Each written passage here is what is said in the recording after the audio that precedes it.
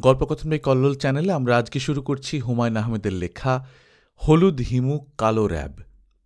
আজ প্রথম পর্ব। গল্প শুরু করছি। শুরুতেই আমার অবস্থানটা বলিনি। আমি রাজমণি ঈশা খাঁ হোটেলের সামনে ফুটপাথে বসে আছি। সময় সন্ধ্যা। হাতে ঘড়ি নেই বলে নিখুঁত সময় বলতে পারছি না। রাস্তার হলুদ বাতি জ্বলে উঠেছে। আকাশে এখনো নীল নীল আলো। আমার কোলে একটা বই। বইটার নাম চেঙ্গিস খান। লেখকের নাম ভাসিলি ইয়ান। আমার হাতে প্লাস্টিক কাপে এক কাপ কফি। আয়েশ করে খাচ্ছি। হকাররা আজকাল ফুটপাতে চা কফি বিক্রি করে। সেই কফি যে এত সুস্বাদু হয় জানা ছিল না। কফি বিক্রেতা আমার সামনে দাঁড়িয়ে আছে। তার বয়স ৯-১০ হবে। সরল সরল চেহারা, বড় বড় চোখ। সাইজে অনেক বড় একটা হাফ প্যান্ট পরেছে। সেই প্যান্টের ঘেরও নিশ্চয়ই বড়। বারবার পেছনে নেমে যাচ্ছে। এই ছেলে এক হাতে প্যান্ট ধরে আছে। ফুটপাথের ফেরিওয়ালাদের চোখে মায়া ব্যাপারটা থাকে না, এর চোখে আছে। সে যথেষ্ট আগ্রহের সঙ্গে আমার কফি খাওয়া দেখছে। তার প্রধান কারণ অবশ্যই কফির দাম দেয়া হয়নি। কফির দাম ৫ টাকা। ৫ টাকা আমার সঙ্গে নেই। দাম কিভাবে দেব তা নিয়ে আমি সামান্য দুশ্চিন্তায় আছি। আমি কফির কাপে চুমুক দিয়ে আন্তরিক গলায় বললাম, তোর নাম কি? সে কঠিন গলায় বলল, নাম দিয়ে কি হইব, টাকা দেন যাইয়া। আমি আহত গলায় বললাম, নাম বলবি না? চিন পরিচয় হবে না? আমার নাম হিমু। এখন তুই বল তোর নাম কি? বজলু। বাহ, সুন্দর নাম। শুধু বজলু না বজলু মিয়া? বজলু মিয়া। টাকা দেন। তুই দড়ি টড়ি দিয়ে প্যান্টটা শক্ত করে বাঁধবি না? কফি বিক্রি করছিস, হঠাৎ প্যান্ট নেমে গেল। কেলেঙ্কারি ব্যাপার হবে না? টাকা দেন। আমি কফির কাপ রাস্তায় ছুঁড়ে ফেলতে ফেলতে বললাম, টাকা নাই। কফি খাইছেন, টাকা দিবেন না? কোত্থেকে দেব? টাকা নাই বললাম না, কানে কম শুনিস? আপনি কি ভাবছেন আপনার সাইরে দিমু? আপনি আমারে চিনেন নাই। কি করবি, মারবি? টাকা দেন কইলাম। এক্ষণ দিবেন, না দিলে আপনার খবর আছে। তুই কি মাস্তান নাকি? প্যান্ট ঢিলা মাস্তান? কথাবার্তার এই পর্যায়ে ঈশা খাঁ হোটেলের গোঁফওয়ালা দারোয়ানকে আসতে দেখা গেল। আমি তার দিকে তাকিয়ে করুণ গলায় বললাম, এই যে দারোয়ান ভাই, দেখেন তো, এই পিচকি চাওয়ালা বিরাট যন্ত্রণা করছে। আমি চা কফি কিছুই খাই নাই, বলে কিনা কফির দাম দেন। দারোয়ান নিমেষেই বজলু মিয়ার ঘাড় চেপে ধরে বলল, এই বয়সেই বদমাইশি শিখছোস, ঠগের বাচ্চা।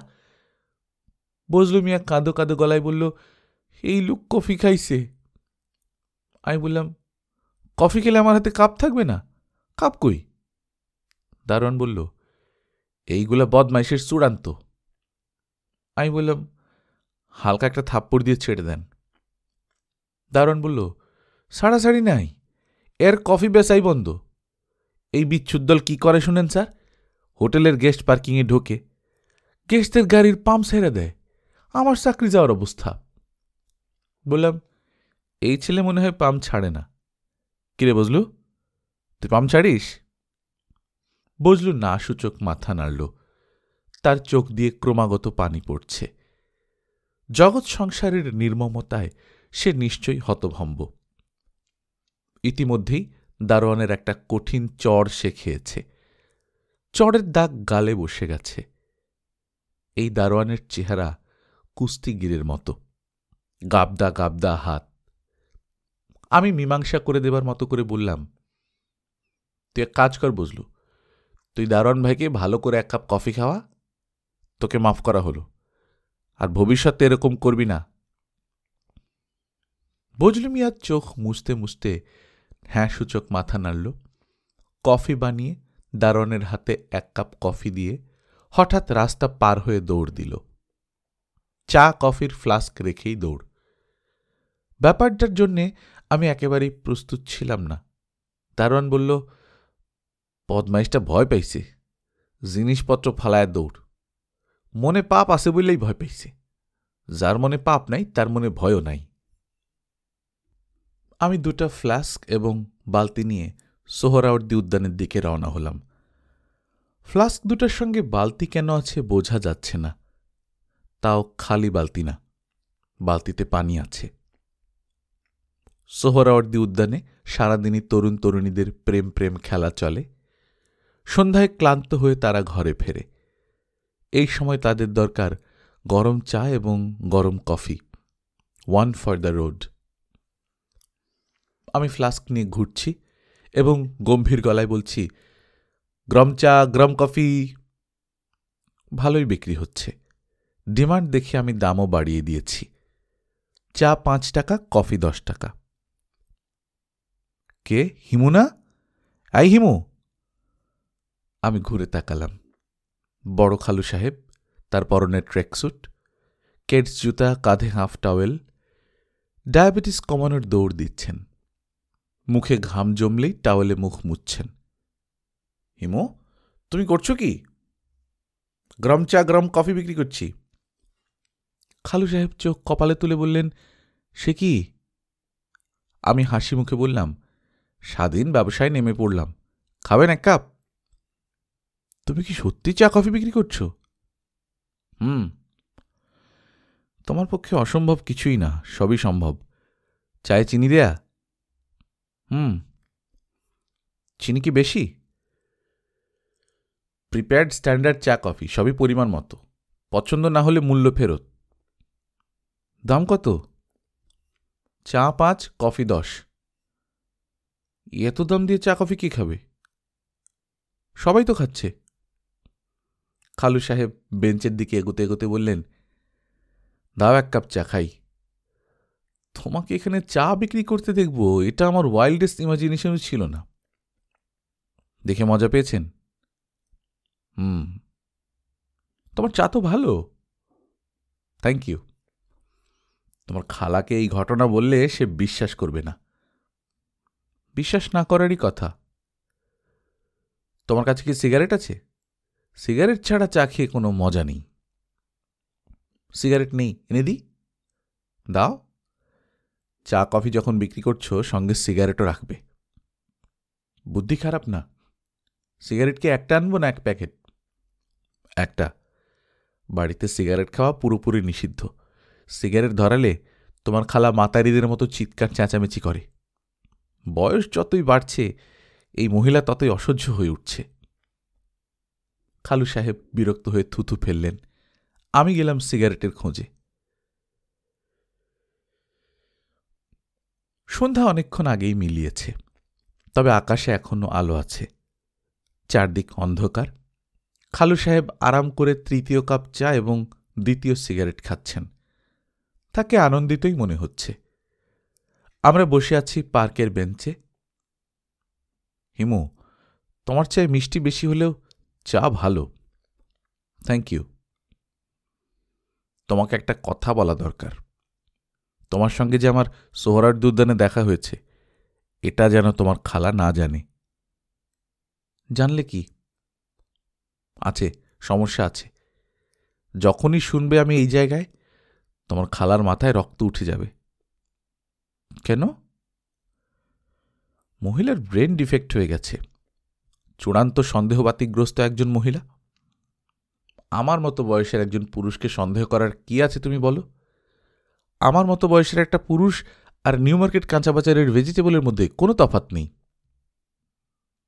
খালা তো জানে আপনি এখানে জগিং করতে আসেন। খালু সাহেব বড় বড় করে নিঃশ্বাস ফেলতে ফেলতে বললেন, জানে না। আমি তাকে বলেছি আমি ধানমন্ডি লেকের চারপাশে ঘোরাঘুরি করি। আমি বললাম, খালু সাহেব, আপনি 1 কাপ চা খান, আর একটা সিগারেট ধরান, তারপর ঝেড়ে কাশেন। খুক খুক কাশিতে হবে না, ঝেড়ে কাশতে হবে। খালু সাহেব পুরোপুরি ঝেড়ে কাশলেন না। যা বললেন তার সারমর্ম হল, তিনি একদিন বেকুবের মতো তার স্ত্রীকে বলেছিলেন, সন্ধ্যার পর সোহরাওয়ার্দী উদ্যানে প্রস্টিটিউটদের আনাগোনা শুরু হয়। এদের মধ্যে একটা মেয়ে আছে, সুন্দর মায়াকাড়া চেহারা, তার নাম আবার ইংরেজি, ফ্লাওয়ার। খালা এই শুনেই ক্ষেপে অস্থির। ওই মেয়ের নাম তুমি জানলে কি করে? খালু সাহেব বললেন, দূর থেকে শুনেছি, ফ্লাওয়ার নামে অনেকেই ডাকছে। খালা বললেন, তুমি গেছো দৌড়াতে, তোমার এত শোনাশুনি কি? আর কখনো ওই জায়গায় যাবে না। যদি শুনি তুমি গিয়েছ তাহলে ঠ্যাং ভেঙে দেব। দৌড়াদৌড়ি জন্মের মতো শেষ। আমি বললাম, আপনি তারপরও নিয়মিত এই জায়গায় আসছেন? খালু সাহেব বিরক্ত গলায় বললেন, তুমিও দেখি তোমার খালার মতো সন্দেহপ্রবণ। রোজ আসবো কেন? মাঝে মাঝে ভ্যারিয়েশনের প্রয়োজন হয়। একই জায়গায় রোজ ঘুরতে ভালো লাগে? তুমি 30 দিন 2 বেলা ইলিশ মাছ খেতে পারবে? ফ্লাওয়ারের সঙ্গে কি আজ দেখা হয়েছে? না। গতকাল? এই আলাপটা বন্ধ রাখা যায় না? তোমাকে বলাটাই ভুল হয়েছে। খালু সাহেব উঠে পড়লেন। আমি থেকে গেলাম। বজলু মিয়া কোথায় থাকে, কি সমাচার খুঁজে বার করতে হবে। চাওয়ালাদের জিজ্ঞেস করতে হবে। ঠিকানা খুঁজে বের করা খুব কঠিন হবে না, আবার সহজও হবে না। মিস ফ্লাওয়ারের ব্যাপারটাও মাথায় রাখতে হবে। দেখা যদি হয়, 1 কাপ ফ্রি কফি। বজলু মিয়ার সন্ধান পাওয়া গেল না, তবে মিস ফ্লাওয়ারের সন্ধান পাওয়া গেল। সে থাকে কারণবাজার বস্তিতে, মাছের আড়তের পেছনে, কাঠ গোলাপের গাছের সঙ্গে লাগোয়া চালা। খুঁজে বের করা নাকি খুবই সহজ। রাত 11টার দিকে মেসে ফেরার পথে র্যাবের হাতে পড়ে গেলাম। বেঁটে খাটো একজন আমার দিকে এগিয়ে এলো। তার মাথায় কালো ফেটটি নেই, চোখে চশমা। চশমা পরা র্যাব প্রথম দেখছি। র্যাবদের চোখ ভালো, কেউ চশমা পরে না। তারা খালি চোখেই অনেক দূর দেখতে পারে। তোমার নাম? স্যার, আমার নাম হিমু। কি করো? ফেরিওয়ালা, চা ফেরি করি। ফ্লাস্কে কি? একটা ফ্লাস্ক খালি, অন্য ফ্লাস্কে অল্প কিছু কফি আছে, ঠান্ডা হয়ে গেছে। ঠান্ডা কফি খাবেন স্যার? Half price. ফ্লাস্ক খুলে ফ্লাস্কের ভেতর কি আছে দেখাও। আমি দেখালাম। ফ্লাস্ক উপুর করতে হলো। কফির ফ্লাস্ক উপুর করতেই কফি পড়ে গেল। বালতিতে কি? পানি। দেখাও। পানি দেখালাম। তোমার বগলে কি? একটা বই স্যার। কি বই? জঙ্গি বই স্যার, বিরাট এক জঙ্গির জীবন কথা। জঙ্গির নাম চেঙ্গিস খান। নাম শুনেছেন কিনা জানি না। দেখি বইটা। র্যাবের এই লোক কথাবার্তায় মনে হচ্ছে অফিসার। বইটা খুঁটিয়ে খুঁটিয়ে দেখলেন। বইটা কার? আমার মামাতো বোনের মেয়ের। মেয়ের নাম মিতু, ভিকারুন্নিসা স্কুলে ক্লাস 8-এ পড়ে। ছাত্রী খারাপ না। স্যার, আমি কি এখন যেতে পারি? না, তুমি আমাদের সঙ্গে যাবে। আমি আগ্রহের সঙ্গে জিজ্ঞেস করলাম, স্যার, ক্রসফায়ার হবে? অফিসার জবাব দিলেন না। কিছুক্ষণের মধ্যেই র্যাবের এক গাড়িতে আমি চড়ে বসলাম। গাড়ি প্রায় উড়ে চলেছে। এয়ারপোর্ট রোড ধরে যাচ্ছি, যানবাহন কম। র্যাবের গাড়ি দেখেই মনে হয় অন্যরা পথ করে দিচ্ছে। পোঁ পোঁ শব্দের অ্যাম্বুলেন্সকেও কেউ এত দ্রুত পথ ছাড়ে না। র্যাবের অফিসার ড্রাইভারের পাশের সিটে বসেছেন। এখন তার চোখে কালো চশমা। রাত 9টায় কালো চশমা মানে অন্য জিনিস। আমি অফিসার স্যারের দিকে তাকিয়ে অতি আদবের সঙ্গে বললাম, স্যার, আমার চোখ বাঁধবেন না? কেউ কোনো জবাব দিল না। পুলিশের সঙ্গে র্যাবের এইটাই মনে হয় তফাৎ। পুলিশ কথা বেশি বলে, র্যাব চুপচাপ। তারা কর্মবীর, কর্মে বিশ্বাসী। আমার নতুন অবস্থার বর্ণনা করি। আমি হাতলবিহীন কাঠের চেয়ারে বসে আছি, নড়াচড়া করতে পারছি না। আমার হাত পেছনের দিকে বাঁধা, বজ্র আটুনি, ফসকা গেরোর কোনো কারবারই নেই। টনটন ব্যথা শুরু হয়েছে। আমার সামনে বড় সেক্রেটারিয়েট টেবিলের মতো টেবিল। টেবিলের ওপাশে 3 জন বসে আছেন। মাঝখানে যিনি আছেন তার হাতে চেঙ্গিস খান বই। তিনি অতি মনোযোগে বইটা দেখছেন। বইটার ভেতর সাংকেতিক কিছু আছে কিনা ধরার চেষ্টা করছেন বলে মনে হচ্ছে। 1-2 লাইন করে মাঝে মাঝে পড়েন এবং ভুরু কুঁচকে ফেলেন। এই ভদ্রলোকের বাঁ পাশে যিনি আছেন তার মুখ ঘামে চটচট করছে। মনে হচ্ছে এইমাত্র তিনি ক্রস ফায়ারিং সেরে এলেন। ভদ্রলোকের নাম দেয়া গেল ঘামবাবু। তৃতীয় ব্যক্তির নাম ঘামবাবুর সঙ্গে মিল রেখে দিলাম হামবাবু। তার মুখ ভর্তি হামের মতো দানা। মাঝখানের জনের নাম এই মুহূর্তে দিতে পারছি না, তাকে মধ্যমণি নামেই চালাব। হামবাবুর হাতে একটা টেলিফোন সেট। টেলিফোন সেটে হয়তো কিছু কারিগরি আছে, কারণ হামবাবু বেশ কিছু বোতাম টেপাটেপি করছেন। হামবাবু আমাকে আমার 3 ঘনিষ্ঠ আত্মীয়ের নাম এবং টেলিফোন নাম্বার দিতে বলেছেন। আমি শুধু বড় খালার নাম দিয়েছি, কারণ উনার টেলিফোন নাম্বারই আমার মনে আছে, অন্য কারোরটা নেই। মিতুর নাম্বারটা অবশ্যই দেয়া যেত, ওকে জন্মদিনে মোবাইল সেট দেয়া হয়েছে। নাম্বার আমার মনে আছে, ইচ্ছা করেই ওর নাম্বার দিলাম না। বাচ্চা মেয়ে, র্যাবের টেলিফোন পেয়ে ঠান্ডা হয়ে যেতে পারে। হামবাবু মনে হয় আমার দেয়া নাম্বার নিয়ে গুতাগুতি করছেন। এতক্ষণ কানেকশন পাওয়া যাচ্ছিল না, এখন মনে হয় পাওয়া গেল। হামবাবুর মুখ উজ্জ্বল। তিনি ঘামবাবুর দিকে তাকিয়ে বললেন, পাওয়া গেছে। মধ্যমণিবাবু এখনো বইয়ের পাতা উল্টাচ্ছেন, বললেন, স্পিকার অন করে দাও, কথাবার্তা সবাই শুনুক। স্পিকার অন করা হতেই আমি বড় খালার অতি বিরক্ত গলা শুনলাম। হ্যালো, হ্যালো, কে? আমি র্যাব অফিস থেকে বলছি। RAB, rapid action battalion. ও, কি চান? খালা খানিকটা দমে গেছেন, চাপা গলা। কিছু ইনফরমেশন চাই। আমার কাছে আবার কি ইনফরমেশন? খালার স্বর আরও ডাউন হয়ে গেছে, প্রায় কাঁদো কাঁদো। হিমু নামে কাউকে চেনেন? সে কি র্যাবের হাতে ধরা পড়েছে? সে কারো হাতেই ধরা পড়েনি, তাকে চেনেন কিনা বলেন। চিনব না কেন? আমি তার খালা, বড় খালা। তার সঙ্গে আপনার শেষ কবে দেখা হয়েছে? 1-1.5 মাস আগে। তাকে আমি বাড়িতে ঢুকতে নিষেধ করেছি, নিষেধের পর আর আসে নাই।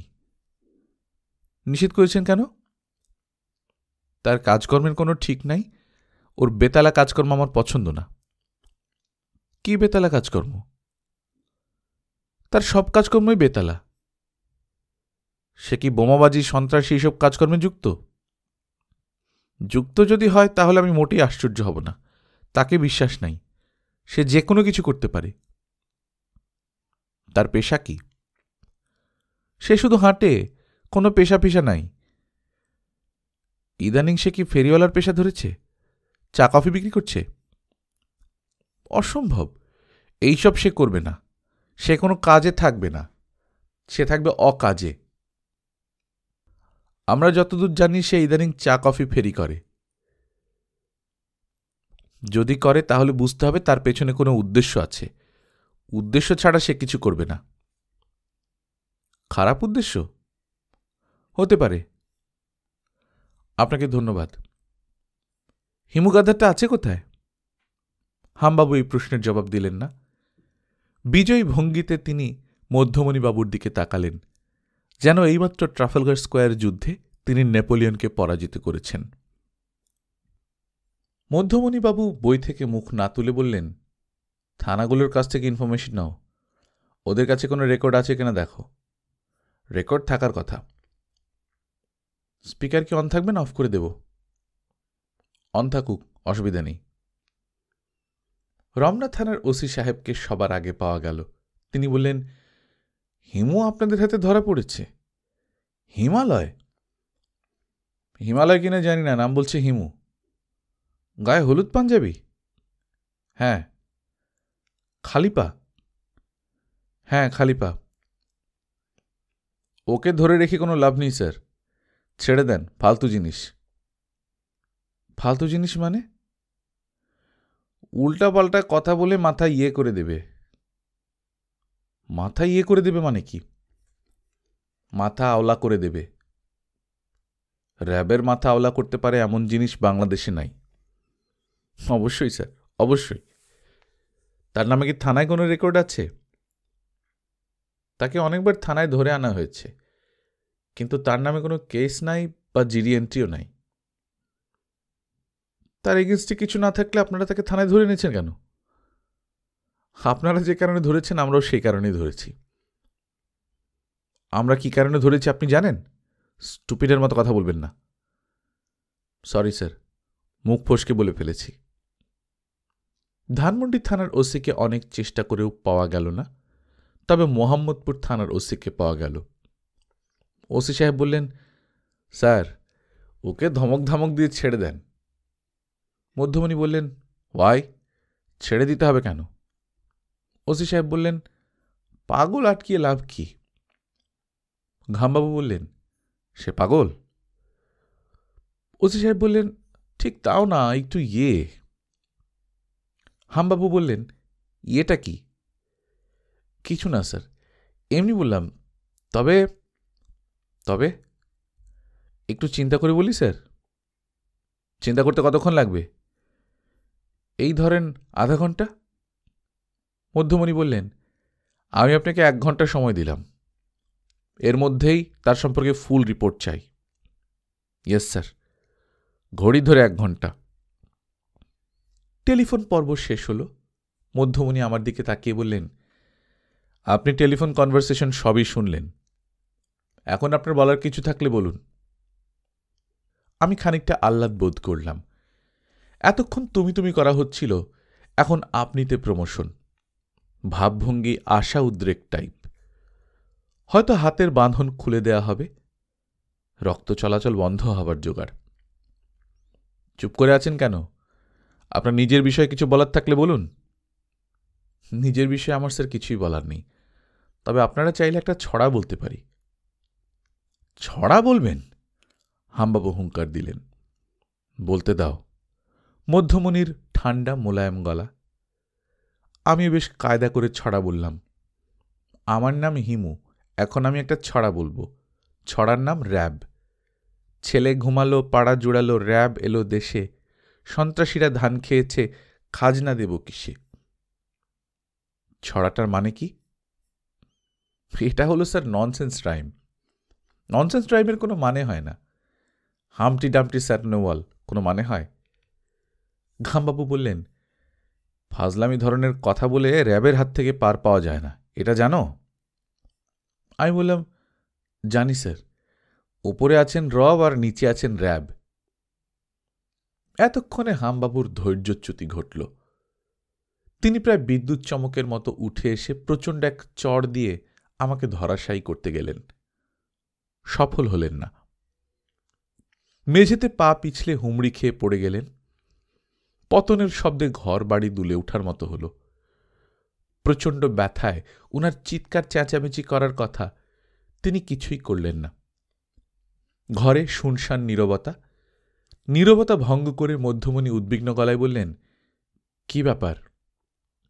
আমি বললাম, ওনার স্ট্রোক হয়েছে, অতিরিক্ত উত্তেজনায় এই কাজটা হয়েছে, ওনাকে হাসপাতালে নিয়ে যান, উনি কোমায় চলে গেছেন। মধ্যমণি বললেন, তোমাকে অ্যাডভাইস দিতে হবে না, তোমাকে শায়েস্তা করা হবে, অপেক্ষা করো।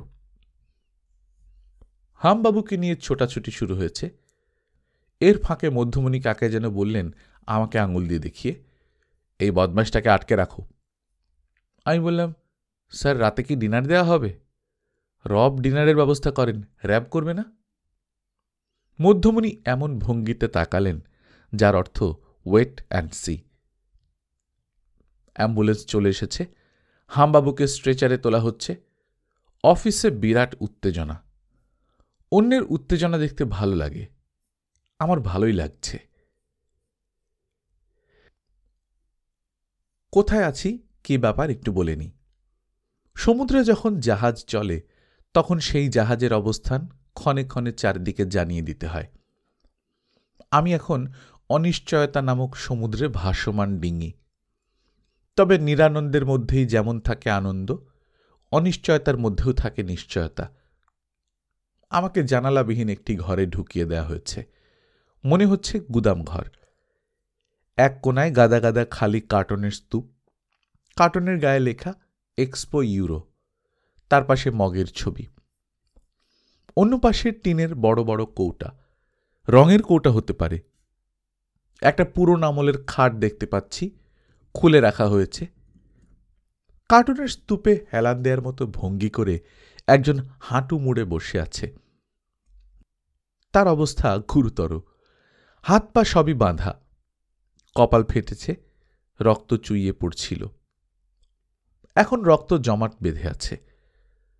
লোকটার মুখের কাছে এক গাদা মশা ভন ভন করছে।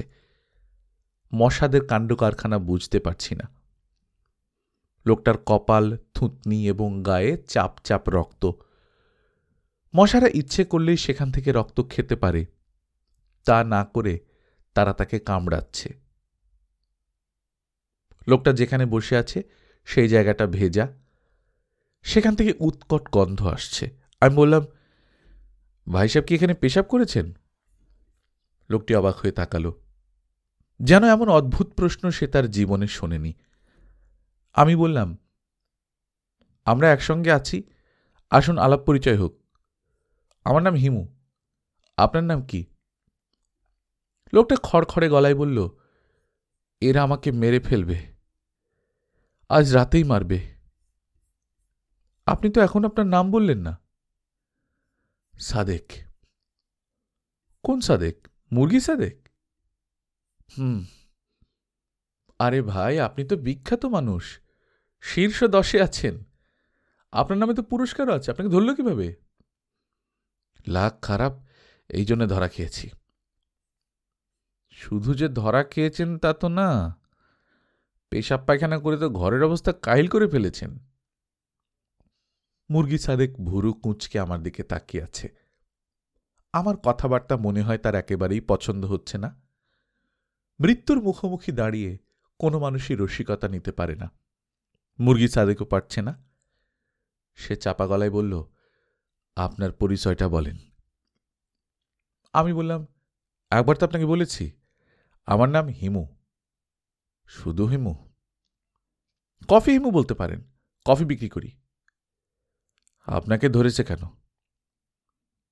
কফি বিক্রির জন্য ধরেছে। অপরাধ তেমন গুরুতর না, তবে অতি সামান্য অপরাধেও ক্রসফায়ারের বিধান আছে। আপনারে মারবে না। আমি বিস্মিত হয়ে বললাম, কিভাবে বুঝলেন মারবে না? মুরগি সাদেক বলল, আপনার চেহারায় মৃত্যুর ছায়া নাই। যারা মারা যায় তাদের মুখে মৃত্যুর ছায়া পড়ে, আমি জানি। আমি বললাম, আপনার জানার কথা, আপনি তো অনেক মানুষ মেরেছেন। মুরগি সাদেক চুপ করে রইল। আমি বললাম, সব মিলিয়ে কজন মানুষ মেরেছেন? বলতে চাইলে বলেন, না বলতে চাইলে নাই। অপরাধের কথা বললে পাপ কাটা যায়। কে বলেছে? যেই বলুক, ঘটনা সত্য। কয়টা মানুষ মেরেছেন বলুন তো? মুরগি সাদেক বিড়বিড় করে বলল, নিজের হাতে বেশি মারি নাই, 4-5 জন হবে। অন্যের হাতে আরো বেশি? আপনি তো ভাই ওস্তাদ লোক, কোনো পোলাপান মেরেছেন? মুরগি সাদেক অস্ফুট গলায় কি যেন বিড়বিড় করল, শুনতে পেলাম না। আমি বললাম, কি বলছেন ভাই সাহেব, আওয়াজ দিয়ে বলেন, শুনতে পাচ্ছি না। মুরগি সাদেক বলল, আমি আজরাইল দেখেছি। আমি আগ্রহ নিয়ে বললাম, আজরাইল দেখেছেন? চেহারা কেমন? মুরগি সাদেক বিড়বিড় করে বলল, মুখ দেখি নাই, মুখ পর্দা দিয়ে ঢাকা। বিরাট লম্বা? না, ছোট সাইজ, হাতও ছোট ছোট, আঙ্গুল বড়। আজরাইলকে একবারই দেখেছেন? 2 বার দেখেছি। আজও মনে হয় দেখবেন, দানে দানে 3 দান। আপনাকে কি আজ রাতেই মারবে? মনে হয়। ভয় লাগছে? না। মরবার আগে কিছু খেতে ইচ্ছে করে? ইচ্ছা করলে পায়মুকই। আপনি এনে দিবেন? চেষ্টা করে দেখতে পারি, বলুন কি খেতে চান? মুরগি সাদেক হেসে ফেলল। আমার শরীর কেঁপে উঠল। আমি আমার জীবনে এত কুৎসিত হাসি দেখিনি। হেমু, শুনেন, আপনি আমার সাথে অনেক বাইসলামি করছেন। আমি মুরগি সাদেক, আমার সাথে বাইসলামি চলে না। এখন অফ যান। ঠিক আছে, অফ গেলাম, আপনি অন হয়ে থাকেন। কিছুক্ষণ চুপচাপ কাটল। কিছু মশা আমার দিকে উড়ে এসেছে। আমি মুরগি সাদেকের মতো মাথা ঝাঁকিয়ে মশা তাড়িয়ে দিচ্ছি না, বরং পাথরের মূর্তির মতো বসে আছি। রক্ত নামক প্রোটিন স্ত্রী মশাদের জন্য অতি প্রয়োজনীয়। এই প্রোটিন ছাড়া তারা তাদের গর্ভের ডিম বড় করতে পারে না। আমি চুপ করে আছি। মশারা মহানন্দে রক্ত খেয়ে যাচ্ছে। তাদের মধ্যে উৎসবের উত্তেজনা। আমি এক পর্যায়ে হা করে জিভ বের করে দিলাম। ছোট্ট একটা পরীক্ষা, মশারা জিভ থেকে রক্ত নেয় কিনা দেখা। মানুষের জিহ্বা তাদের জন্য একটা অপরিচিত ভুবন। মশারা কি অপরিচিত ভুবনে পা রাখবে, নাকি মানুষই শুধু অপরিচিত ভুবনে পা রাখার সাহস দেখায়? মুরগি সাদেক এক দৃষ্টিতে আমার দিকে তাকিয়ে আছে। তার চোখে বিস্ময় এবং কৌতূহল। মানুষ বড়ই অদ্ভুত প্রাণী। মৃত্যুর মুখোমুখি বসেও তার চেতনায় বিস্ময় এবং কৌতূহল থাকে। পুরোপুরি কৌতূহল শূন্য মানুষ কখনোই বোধহয় হয় না। হেমু, জি ভাইজান? জিভ বাবাই করে বসে আছেন কি জন্যে? আমি কারণ ব্যাখ্যা করলাম। মুরগি সাদেকের চোখ থেকে কৌতূহল দূর হয়ে গেল, তবে বিস্ময় দূর হল না। সে চাপা গলায় বলল, আপনি আজিব লোক। আমি বললাম, আমরা সবাই যার যার মতো আজীব। যে মশারা রক্ত খাচ্ছে তারাও আজীব। মুরগি সাদেক বলল, কথা সত্য, আজীবের উপরে আজীব হইল খিদা। এমন খিদা লাগছে, কিছুক্ষণ পরে যাব মইরা, লাগছে খিদা, চিন্তা করেন অবস্থা। কি খেতে ইচ্ছা করছে? ডিমের ভর্তা দিয়া গরম ভাত, পেঁয়াজ, কাঁচামরিচ আর সরিষার তেল দিয়া ঝাঁঝ কইরা ডিমের ভর্তা। ডিমের ভর্তা আপনার মা করতেন? হ্যাঁ। ভাত খাওয়ার পরে যদি একটা সিগারেট ধরাইতে পারতাম। সিগারেটের সাথে পান? পানের দরকার নাই, পান খাই না। ডিম ভর্তা, গরম ভাত, সিগারেট। আর কিছু না? না, আর কিছু না। খাওয়ার সাথে মিষ্টি জাতীয় কিছু লাগবে না? বিদেশি যাকে বলে ডেজার্ট। আপনি অফ যান। আমি তো অফ হয়েই ছিলাম, আপনি অন করেছেন। অন যখন করেছেন, আসুন কিছু গল্প গুজব করি। কি গল্প শুনতে চান? বিয়ে করেছেন? ছেলে মেয়ে আছে? কাল সকালে পত্রিকা খুললে সব সংবাদ পাবেন। পত্রিকা পইরা যায় না নিয়েন।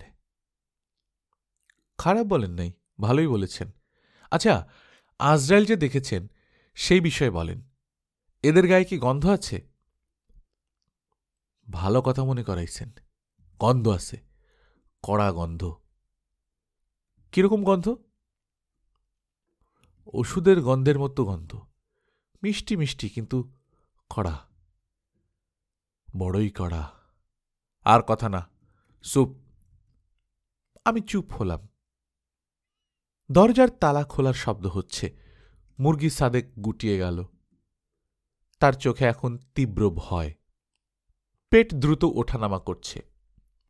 দরজার বাইরে ঘামবাবুকে দেখা যাচ্ছে। তিনি আঙুল ইশারায় আমাকে ডাকলেন। আমি জিভ বের করে বসেছিলাম। এক্সপেরিমেন্টের শেষ দেখার আগেই আমাকে উঠে যেতে হলো। আবার সেই ইন্টারোগেশন ঘর, সেই মধ্যমণি। তবে মধ্যমণি এখন অনেক স্বাভাবিক। তিনি স্যান্ডউইচ খাচ্ছেন, পাশে এক ক্যান কোক। স্যান্ডউইচে এক কামড় দেন, কোকের ক্যানে এক চুমুক দেন। বাচ্চাদের মতো খাওয়া। ঘামবাবু আমাকে দেখিয়ে বললেন, ভেরি স্ট্রেঞ্জ ক্যারেক্টার স্যার। দরজা খুলে দেখি হাঁ করে জিভ বের করে বসে আছে। এমন একটা বিস্ময়কর ঘটনা শুনেও মধ্যমণির কোনো ভাবান্তর হল না। তিনি স্যান্ডউইচে কামড় দিয়ে আমার দিকে তাকিয়ে বললেন, আপনি চলে যান, রিলিজড। আমি বললাম, এত রাতে যাব কিভাবে? মধ্যমণি বললেন, রাত বেশি না, 1:10। 1:10 অনেক রাত। এত রাতে বের হলে আপনাদের অন্য কোনো দল আমাকে ধরবে। এক রাতে পরপর দুবার ধরা পড়া ঠিক হবে না। আমাকে গাড়িতে নামিয়ে দিয়ে আসেন। মধ্যমণি অবাক হয়ে বলল, আপনাকে নামিয়ে দিয়ে আসতে হবে গাড়িতে করে? জি। আর আপনারা আমার 6 কাপের মতো কফি নষ্ট করেছেন, রাস্তায় ফেলে দিতে হয়েছে। 10 টাকা করে 6 কাপ কফির দাম হল 60 টাকা। সেই 60 টাকা দিতে হবে? জি। আর কিছু? আপনারা মুরগি সাদেককে ধরেছেন, তাকে রাতে ভাত খাওয়াতে হবে। গরম ভাত, সঙ্গে ডিমের ভর্তা, বেশি করে পেঁয়াজ মরিচ, সঙ্গে খাঁটি সরিষার তেল, এক আইটেমের খাওয়া, আর খাওয়া শেষ হলে একটা সিগারেট। মধ্যমণির ঠোঁটের কোণায় হাসির আভাস, ঘামবাবুর চোখে মুখে বিরক্তি। উনি আমার বেয়াদবিতে বিরক্ত হয়ে চড় থাপ্পড় দিয়ে বসতেন। তার সিনিয়র অফিসার আগ্রহ নিয়ে আমার কথা শুনছেন বলে দিতে পারছেন না। তবে হাত যে নিষ্পিস করছে এটা বোঝা যাচ্ছে। মধ্যমণি বললেন, সাদেককে ডিমের ভর্তা দিয়ে ভাত খাওয়াতে হবে কেন? আমি বললাম, সে খেতে চেয়েছে এবং আল্লাপাক সেটা মঞ্জুর করেছেন। আল্লাপাক যদি মঞ্জুর করে থাকেন তাহলে উনি পাঠান না কেন? বেহেশত থেকে ফেরেশতা দিয়ে সোনার খাঞ্জায় করে পাঠিয়ে দিলেই হয়। আল্লাপাক সরাসরি কিছু করেন না, উসিলার মাধ্যমে করেন। তুমি সেই উসিলা? আমি একা না, আপনিও উসিলা। আমি আপনাকে বলবো, আপনি ব্যবস্থা করবেন। এই হলো ঘটনা। আচ্ছা, ভালো কথা, হামবাবুর ছেলেকে কি খবর দেয়া হয়েছে? বিদেশে যে ছেলেটা থাকে তাকে। হামবাবুটাকে? অজ্ঞান হয়ে পড়ে গেলেন যিনি, তাকে আমি হামবাবু ডাকি। মধ্যমণির দৃষ্টি তীক্ষ্ণ হল। তিনি স্যান্ডউইচে কামড় দিতে যাচ্ছিলেন, শেষ পর্যন্ত দিলেন না। আমার দিকে তাকিয়ে কঠিন গলায় বললেন, ওনার ছেলে যে বিদেশে থাকে তুমি কিভাবে জানো? অনুমান করেছি। আমার অনুমান শক্তি ভালো। মধ্যমণি বললেন, ছেলের নাম কি বলো? নাম বলতে পারবো না। অনুমান করে বলো। অনুমান করে বলতে পারবো না, আমার অনুমান শক্তি এত ভালো না। মধ্যমণি আমাকে 60টা টাকা দিলেন, গাড়িতে করে আমাকে মেসে নামিয়ে দেবার হুকুম দিলেন। আমি বিনয়ের সঙ্গে জিজ্ঞেস করলাম, স্যার, মুরগি সাদেকের জন্য ডিম ভর্তার ব্যবস্থা কি হবে? তিনি জবাব দিলেন না। আমি বললাম, যদি তাকে খাবার না দেয়া হয় আমার কোনো কথা নেই, কিন্তু যদি দেয়া হয় আমার একটা আবদার আছে। মধ্যমণি কঠিন গলায় বললেন, তোমার আবার কি আবদার? তার খাওয়াটা আমি দেখতে চাই, দূর থেকে দেখব, কাছে যাব না। মধ্যমণি বললেন, এনাফ ইজ এনাফ, একে বিদায় করো। আমাকে বিদায় করা হল। আজকের খবরের কাগজের প্রধান খবর, শীর্ষ সন্ত্রাসী মুরগি সাদেক ক্রসফায়ারে নিহত। গোপন খবরের ভিত্তিতে কারণবাজার এলাকা থেকে র্যাব সদস্যরা মুরগি সাদেককে গত পরশু ভোর 5টায় গ্রেপ্তার করে। তার পরিচয় সম্পর্কে নিশ্চিত হবার পর ব্যাপক জিজ্ঞাসাবাদ শুরু হয়। তার দেয়া তথ্যমতো গোপন অস্ত্র ভাণ্ডারের খোঁজে র্যাব সদস্যরা তাকে নিয়ে গাজীপুরের দিকে রওনা হয়। পথে মুরগি সাদেকের সহযোগীরা তাকে মুক্ত করতে র্যাবের প্রতি গুলিবর্ষণ শুরু করে। র্যাব সদস্যরা পাল্টা গুলিবর্ষণ শুরু করলে এই সুযোগে গাড়ি থেকে লাফ দিয়ে পালিয়ে যাওয়ার সময় ক্রসফায়ারে মুরগি সাদেক নিহত হয়। তার মৃতদেহের সঙ্গে 5 রাউন্ড গুলিসহ একটি পিস্তল পাওয়া যায়।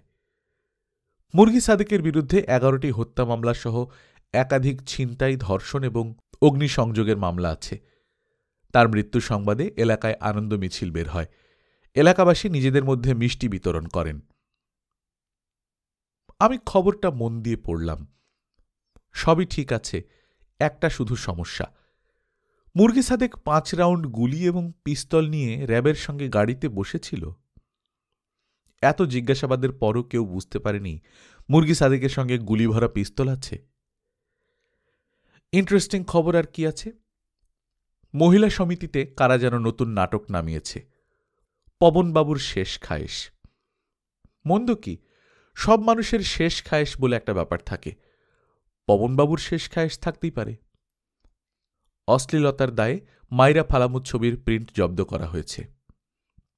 অনেকের জন্য দুঃসংবাদ, নিরিবিলিতে ঘরে বসে ভিসিআরে বিদেশি অশ্লীলতা দেখার চেয়ে দল বেঁধে হলে বসে দেশি অশ্লীলতা দেখার মজা অন্য। দেশরত্ন শেখ হাসিনার পুত্র জয়ের আগমন। ইন্টারেস্টিং খবর তো বটেই। দেশনেত্রী খালেদা জিয়ার পুত্র তারেক রহমান রাজনীতি করবেন আর শেখ হাসিনা চুপ করে বসে থাকবেন, তা তো হবে না। এবার হবে পুত্রে পুত্রে লড়াই। আমরা নিরীহ দেশবাসী মজা করে দেখব। পত্রিকা ভর্তি ইন্টারেস্টিং খবর, কোনটা রেখে কোনটা পড়ব? আজ ছুটির দিন বলে পত্রিকার সঙ্গে আছে সাহিত্য সাময়িকী। সাম্প্রতিক গদ্যপদ্যের মধুমিলন পাঠ করা যাবে। একটা গল্প ছাপা হয়েছে আজাদ রহমান নামের এক লেখকের। গল্পের নাম কোথায় গেল সিম কার্ড। মনে হচ্ছে খুবই আধুনিক গল্প। গল্পকার নিশ্চয়ই হারিয়ে যাওয়া সিম কার্ডের রূপকে, হারিয়ে যাওয়া ঐতিহ্য, সংস্কৃতি ইত্যাদির কথা বলেছেন। বেশ কয়েকটি কবিতা ছাপা হয়েছে। এর মধ্যে একটি কবিতার নাম 2.5 বিঘা জমি। এই কবি অবশ্যই রবীন্দ্রনাথের চেয়ে 1/2 বিঘা বড়। রবীন্দ্রনাথ লিখেছিলেন 2 বিঘার কবিতা, ইনি লিখেছেন 2.5 বিঘার। প্রতিটি সাহিত্যকর্ম মন দিয়ে পড়া উচিত। পড়া সম্ভব হবে না, কারণ পত্রিকা আমার না, পত্রিকা মেস ম্যানেজার জয়নালের। তার কাছ থেকে 5 মিনিটের জন্য ধার এনেছিলাম মুরগি সাদেকের খবর পড়ার জন্যে।